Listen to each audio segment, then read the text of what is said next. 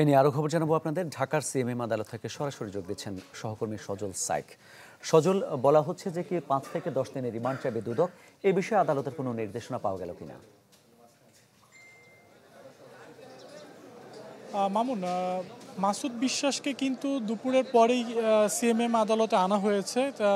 তবে তাকে কোর্টে উঠানো হয়েছে, কিন্তু এখনও সেই বিষয়ে কোনো শুনানি হয়নি। দুদকের পক্ষ থেকে 5 থেকে 10 দিনের রিমান্ড চাওয়ার যে কথা আমরা দুদক কর্মকর্তার মুখ থেকে শুনেছি। এছাড়াও কিন্তু আরও 2টি মামলা এই আদালতে চলছে আলোচিত। সেটি হচ্ছে বহুল আলোচিত যে ছাগলকাণ্ড। এনবিআরের সাবেক কর্মকর্তা মতিউর, তিনি কিন্তু 3 দিনের রিমান্ড শেষে কিছুক্ষণ আগেই সেই রায়টি হলো। 3 দিনের রিমান্ড শেষে তাকে কিন্তু আবার কারাগারে পাঠানোর নির্দেশ দিয়েছে আদালত। আপনি জানেন যে গত 15 তারিখ অর্থাৎ 15ই জানুয়ারি তাকে গ্রেপ্তার করা হয়। সেদিনেই তাকে সিএমএম আদালতে হাজির করা হয় এবং তারপরেই কিন্তু সিএমএম আদালত তাকে 3 দিনের রিমান্ড মঞ্জুর করে। সেই রিমান্ড মঞ্জুর শেষেই কিন্তু তাকে আজকে আবার আদালতে তোলা হয়েছে।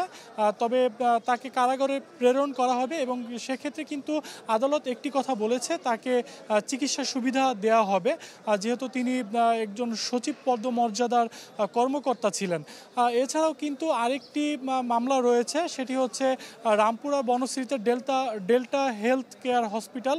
সেখানে কিন্তু জুলাই আগস্ট আন্দোলনের সময় একজন রিকশা চালক এই হসপিটালের সামনে তিনি গুলিবিদ্ধ হন এবং সেখানে কিন্তু কোনো ডাক্তার নার্সরা তাকে কোনো ধরনের সাহায্য সহযোগিতা করেনি।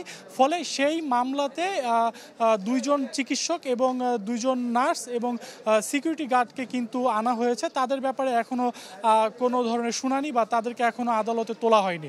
মামুন, এই ছিল সিএমএম আদালত থেকে আমার কাছে সর্বশেষ। অনেক ধন্যবাদ আপনাকে আমাদের 3টা মামলার শুনানির বিষয়ে জানানোর জন্য। দর্শক, সিএমএম আদালত থেকে জানাচ্ছিলেন সহকর্মী সজল সাইক।